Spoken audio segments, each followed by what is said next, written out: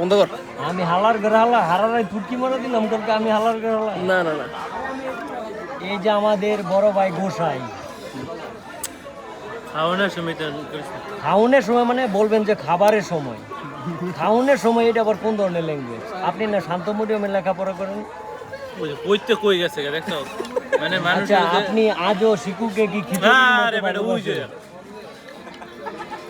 খিচুড়ি খিচুড়ি এদিকে এই জানো দেন তো শিকু সে তোমাকে আজও এ ভাই জানো দেন। আমি কিচ্ছু চাই না এই জীবনে।